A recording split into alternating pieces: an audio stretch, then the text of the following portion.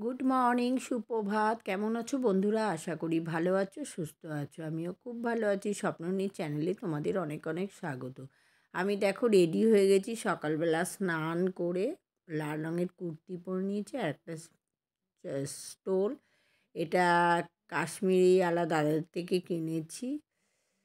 চলো, আমি এখন যাব হচ্ছে বজরংবলী পুজো দিতে। যেহেতু আজকে শনিবার আর আমার একটা মানত করা ছিল, তাই আজকেই ফাইনালি পুজো দিতে যাব। চলো, একটা নতুন দিন, নতুন সকাল। আমি রেডি হয়ে বেরিয়ে গেছি। টোটোতে উঠে গেছি, আমি আর মেয়ে যাচ্ছি। আর বাইরে দেখো কি প্রচণ্ড রোদ্দুর, কিন্তু হালকা ঠান্ডা, ভালোই লাগছে। বজরংবলী মন্দিরে চলে এসেছি আর এখানে লাড্ডু কিনবো। দাদাকে বললাম, দাদা বললো কত টাকার। আমি বললাম 100 টাকার লাড্ডু দিতে। দুটো বক্সে করে দিল, একটা ছোট একটা বড় বক্স। আর বললাম একটা মালা দিন। তা মালাটা দিল হচ্ছে তুলসীর মালা, তার সঙ্গে ধূপকাঠি, মোমবাতি, তারপরে ধূপ আর ঘিয়ের প্রদীপ। যেহেতু বজরংবলীকে ঘিয়ের প্রদীপ দিতে হয়, সেই জন্য ঘিয়ের প্রদীপও দিয়ে দিল। আর মালাটা দাদা দেখাচ্ছে, দেখো কি বিশাল তুলসীর মালা। এটা 50 টাকা। এই মালাটাও নিয়ে নিলাম। দাদা বললো একদম গ্যারেন্টি দিদি, মালাটা নিন, খুব ভালো মালাটা। যাই হোক, আমি তারপরে সিঁদুর টিঁদুর নিয়ে নিলাম, নিয়ে এবার মন্দিরের ভেতরে প্রবেশ করছি। আর মন্দিরে এই যে পুরোহিত মশাই রয়েছে, আমি পুজো দিলাম। ডালা মানে আমার আগে একজন ছিল, তার পুজো হচ্ছিল, আর আমার ডালাটা নিয়ে পুজো করিয়ে দিচ্ছে।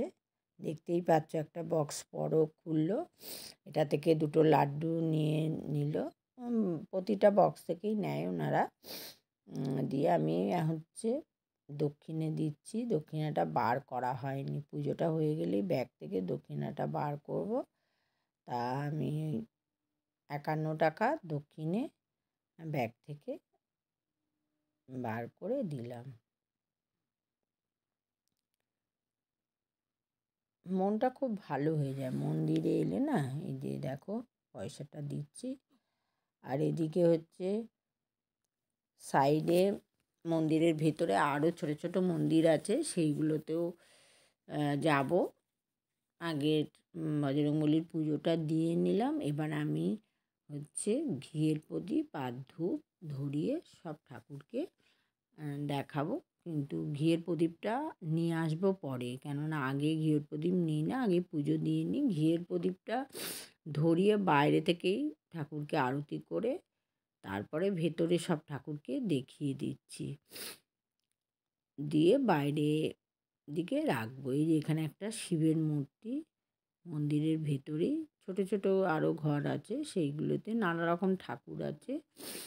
তা আমি সব ঠাকুরকে প্রদীপ আর ধূপ দেখিয়ে দিচ্ছি।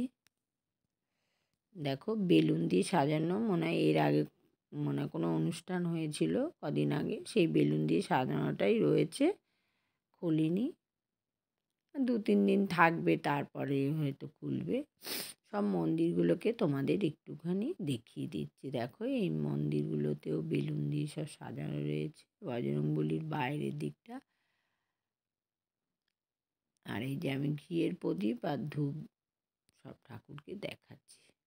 আগে বজরংবলীকে দেখানো হয়ে গেছে, তারপরে সব ঠাকুরকে আমি প্রদীপ দিয়ে আর ধূপ দিয়ে আরতি করে নিচ্ছি।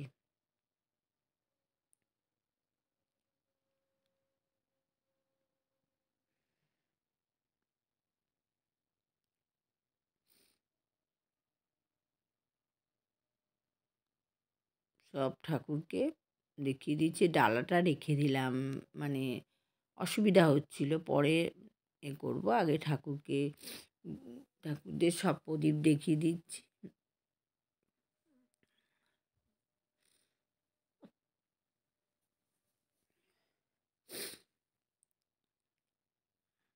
আমি তাড়াতাড়ি এসেছি।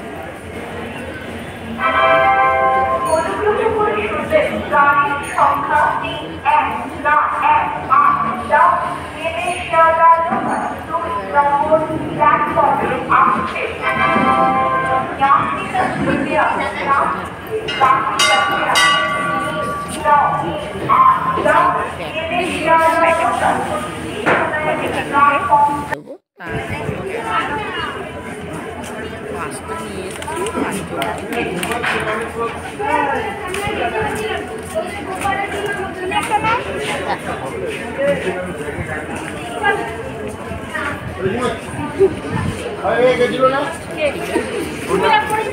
মানে খাওয়াবো। যাই হোক, চলো আবার রিক্সা করে বাড়িতে ফিরছি মেয়ে আর আমি।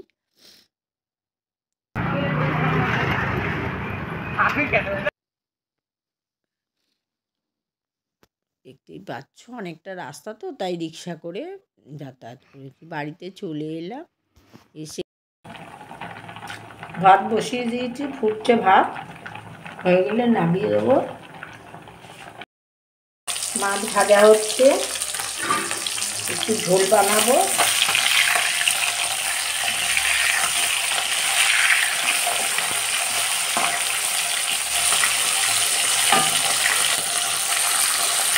ফোড়ন দিয়ে ঝোল করলাম, কাঁচা লঙ্কা জিরে ফোড়ন দিয়েছি, নুন হলুদ জিরে গুঁড়ো এই দিয়ে একটু পাতলা ঝোল করলাম। ঝোলটা হয়ে গেছে, এবারে এটা নামিয়ে নেবো। চলো খেতে বসে গেছি।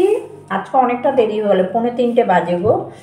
একটু কালো জিরে বাটা দিয়ে খাচ্ছি, উচ্ছে আলু মাখা, ডাল, মাছ, এই যে ডাল আর এই যে মাছের ঝোল। চলো খাওয়া শুরু করি।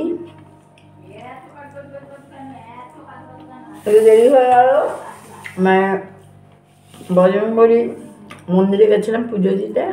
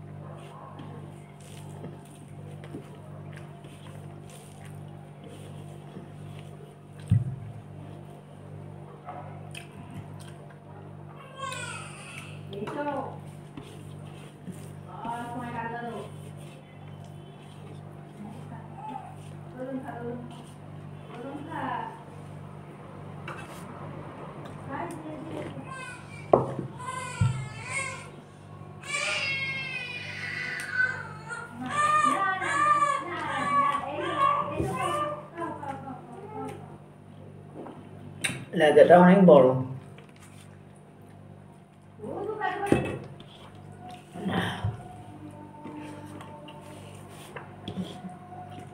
অনেক ফোড়ন দিয়ে ঝোল কিছু দিন, অনেক দেরি হয়ে গেছে তো।